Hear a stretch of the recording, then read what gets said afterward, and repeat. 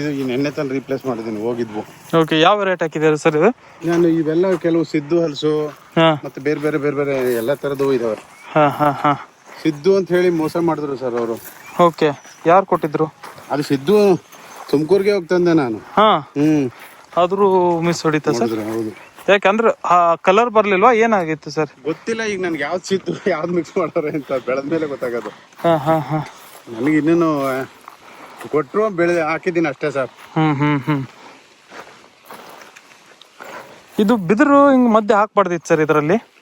ಇಲ್ಲ ನನಗೆ. ಹೌದಾ? ಹೌದು. ಬೇಡ ಅಂತೀರಾ?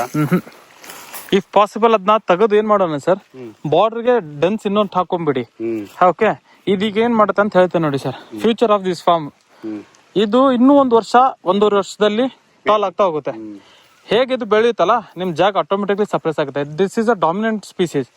ಇದು ಯಾಕೆ ನಾನು ಬೇಡ ಅಂತ ಇದ್ದೇನೆಂದ್ರೆ, ಲೆಫ್ಟ್ ಅಂಡ್ ರೈಟ್ ಇದೆ.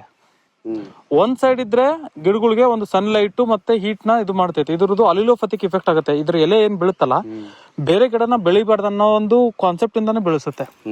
Okay, so any life on this earth existing because of its own reproduction, ಅದರ ತಮ್ಮ ಉತ್ಪಾದನೆ ಜಾಸ್ತಿ ಮಾಡ್ಕೊಳೋದಷ್ಟೇ ವಿಚಾರ ಮಾಡುತ್ತೆ. ತೆಗೆದು ರೀಪ್ಲಾಂಟ್ ಮಾಡ್ಬೋದಲ್ವಾ? ಹೌದೌದು, ಮಾಡ್ಬೋದು.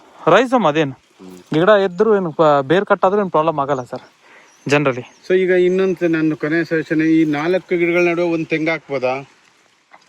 ಏನ್ ಸ್ಪೇಸಿಂಗ್ ಇದೆ ಸರ್ ಇದು? 4 ಗಿಡದ್ದು 28 ಅಡಿ ಇದೆ. 28 ಇದೆಯಾ? ಹಂಗಂದ್ರೆ ಹಾಕೋಬಹುದು ಸರ್. ಅದರಲ್ಲಿ ಗಂಗಾಬೊಂಡಮ್ ಅಂತ ಬರುತ್ತೆ. ನೀವೇನ್ ಪ್ರೋಸೆಸ್ ಫಾಲೋ ಮಾಡಿದಿರಲ್ಲ, ರೆಡ್ ಸಾಯಿಲ್ ಹಾಕೋದು, 2x2 ಪಿಟ್ ಮಾಡಿ ಕೇಕ್ ಲೇಯರ್ ಟೈಪ್ ಫಿಲ್ ಮಾಡಿ, ರೆಡ್ ಬ್ಲ್ಯಾಕ್ ಸಾಯಿಲ್, ಆಮೇಲೆ ಅದನ್ನ ಹಾಕ್ಬಿಡಿ ಸರ್. ಯಾವ ಗಿಡ? ಗಂಗಾಬೊಂಡಮ್. ಅದು 28x28 ಇದ್ರೆ ಮೋರ್ ದೆನ್ ಎನಫ್. ಅದಕ್ಕೆ 20 ಫೀಟ್ ಮಿನಿಮಮ್ ಬೇಕು. ಸೊ ಡಯಾಗ್ನಲ್ ಅಲ್ಲಿ ನಮ್ಗೆ 20 ಮೇಲೆ ಇದೆ ಅಂದ್ರೆ ಅದನ್ನ ಹಾಕೊಳ್ಳಿ, ಏನು ನಮ್ಗೆ ಸಮಸ್ಯೆ ಆಗಲ್ಲ. ಅದು ಈ ಗಿಡಕ್ಕೆ ಏನು ಸಮಸ್ಯೆ ಆಗಲ್ಲ? ಚಾನ್ಸ್ ಇಲ್ಲ ಸರ್, ಚಾನ್ಸ್ ಇಲ್ಲ. ಯಾಕಂದ್ರೆ ನನಗೆ ಇದು ಬೇರೆ ಕಡೆ ಇದನ್ನ ಯಾಕೆ ಹಾಕದೆ ಅಂದ್ರೆ, ಇಷ್ಟರ ನಡುವೆ ಹಿಂಗೆ ಏನೇನೋ ಬೆಳೆಯೋದು, ಉಳೋದು ತಾಪತ್ರೆ ಆಗುತ್ತೆ ಅಂತ. ಇದನ್ನ ತೆಗೋಣ ಸರ್. ಇದನ್ನ ತೆಗದ್ಬೇಕಂದ್ರೆ ಪಪ್ಪಾಯ ಸಾಲ ಹಾಕೊಂಡ್ಬಿಡಿ. ಓವರ್ ದ ಟೈಮ್ ಡ್ರಿಪ್ ಇದೆ. ಓಕೆ, ಮಧ್ಯೆ ಒಂದು ಕೊಕೊನಟ್ ಇಟ್ಕೊಳ್ಳೋಣ, ಪಪ್ಪಾಯ ಹಾಕೋಣ. ನಮ್ಗೆ ಕೊಕೊನಟ್ ಬೆಳೆಯೋಕೆ 3 ವರ್ಷ ಬೇಕು. ಪಪ್ಪಾಯ 3 ವರ್ಷದಲ್ಲಿ ಒಂದು ಕ್ರಾಪ್ ಮುಗಿದ್ ಬಿಡುತ್ತೆ. ಸೊ ಕಿತ್ತು ಅದನ್ನ ಮಲ್ಚಿಂಗ್ ಎಲ್ಲ ಮಾಡ್ಕೊಂಡ್ಬಿಡಿ. Return with coconut and jackfruit ಅಷ್ಟೇ. ಅವನ್ನ ಎಡೆ ಉಳಿಸ್ಕೊಳೋದು, ಅದನ್ನ ಎಡೆ ಮೇಂಟೈನ್ ಮಾಡೋದು. ಸರಿ ಸರ್, ಹಂಗೆ. ಬಿದಿರು ತೆಗೀರಿ ಸರ್. ಇಲ್ಲ ಇದನ್ನ ಪೂರ್ತಿ ಎಲ್ಲ ಹಲ್ಸ್ ಮರ್ತು ಬರೀ ಬಿದಿರ್ನ ಫೋಕಸ್ ಮಾಡ್ಬೇಕು. ಎರಡೇ ಆಗತ್ತೆ ಅವಾಗ.